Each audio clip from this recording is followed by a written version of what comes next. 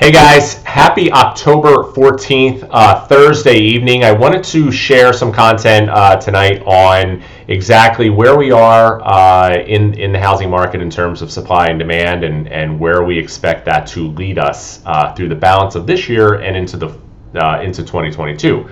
And so we are in the process of completing our market report, as we always do, for Q3, for not just the southern New Jersey shore region that we've been working, providing reports for historically, but also for the greater South Jersey region and the greater Philadelphia marketplace, as we've been transacting a number of sales within Philadelphia as well over the past year. So real quick, just to put a spin on a lot of the questions that I've been fielding lately, which is we've seen prices take massive jumps over the last year, really last several years.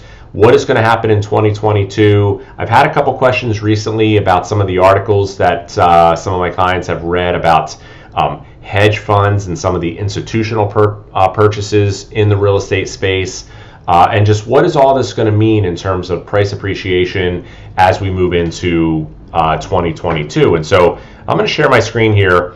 I put together some information on exactly that, what the supply and demand tell the story. So what we know is that we are still dealing with record low inventories, and I've talked a lot about why and where these reductions in inventories have been coming from.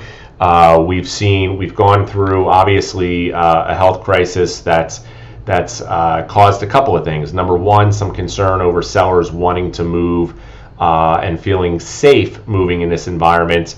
But the second thing has been a major change in terms of work life and what kind of migration how that migration has impacted sellers as they've thought a lot about where they wanted to live. When people are not working in an office environment, it's created some opportunity for some people to want to change. So that cause and some of those unanswered questions has created reasons for inventories to be low.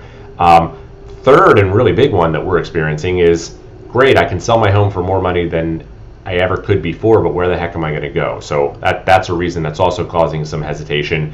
But then the last reason for really big lack of inventory or big scarcity of inventory is we've seen virtually no new construction in the Atlantic County region for the better part of the last 10 years. Now, that being said, we have a lot coming over the course of the next probably 12 to 18 or 20 months, but right now we're dealing with very low levels of new construction options for buyers, so that's impacting as well.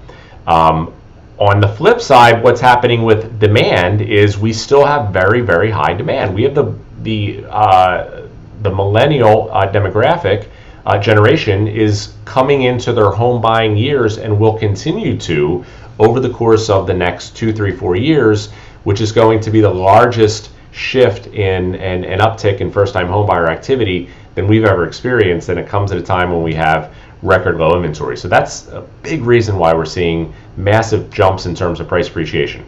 So now as we look into forecasts, here are forecasts from a couple major, both industry as well as governmental institutions, predicting forecast of rising home prices between a high with Mortgage Bankers Association, a high of a little over 6%, down to a low NAR at 4.4%, and then Fannie Mae, Freddie Mac, leveling things off at just a little over 5%. Now, obviously, these are broad national snapshots, and the question always becomes what's going to happen locally, because obviously the market is dynamically different from one geography to another. For example, in many of the major metro city, like high density city markets, the market is very flat still. But in some of the suburban communities, what's been referred to as Zoom towns or areas within 1 to 2 hour drives of major metros like southern New Jersey, we've experienced massive demand.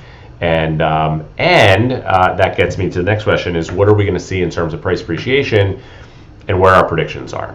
Right, so I came across this article earlier today where Goldman Sachs investment bank is predicting, I'm going to share my screen, is predicting home prices will rise 16%, right? And so this comes on the tail of We've had over 40% price appreciation for single-family homes in Atlantic County since 2019. Goldman Sachs is saying they're expecting to see homes rise another 16% in 22. And it reminds me of another article, the question that I posed.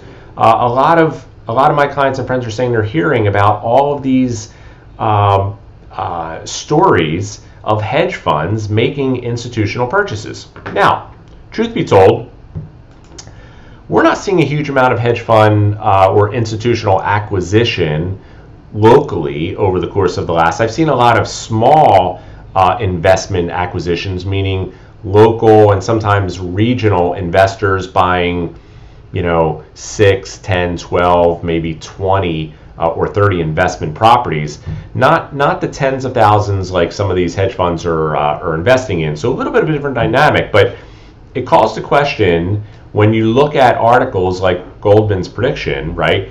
If hedge funds are investing and driving prices up to the tune in major metros like Dallas and some of the other, what I would say, smaller cities and suburban communities around those smaller cities, if they're driving prices that hard, would you think that they're hedging against the possibility of prices falling over the course of the next 1, 2, 3, 4 years? Or do you think that they're hedging on the side of prices rising in the next 1, 2, 3 years?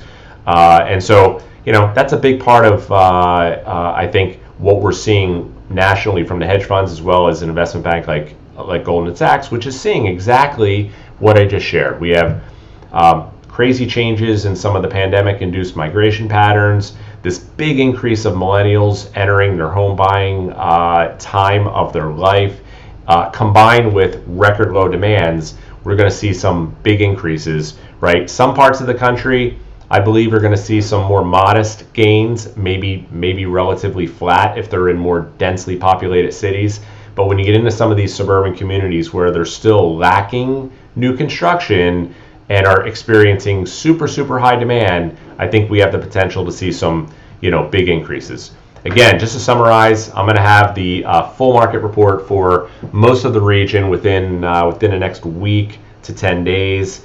And again, we're up, Atlantic County single-family homes over 16% year over year, Q3 2020 to Q3 2021, and we're up over 43% 2021 versus 2019. So we'll see how the next year goes, but I think I'm hedging a little more on the side of some bigger numbers based upon the demand that we're still experiencing and this record low inventory. Any questions, as always, I welcome the direct communications, and also hope that the information that I provide is the most valuable advice and information that you are seeing available in our market. Have an awesome Thursday. See you soon.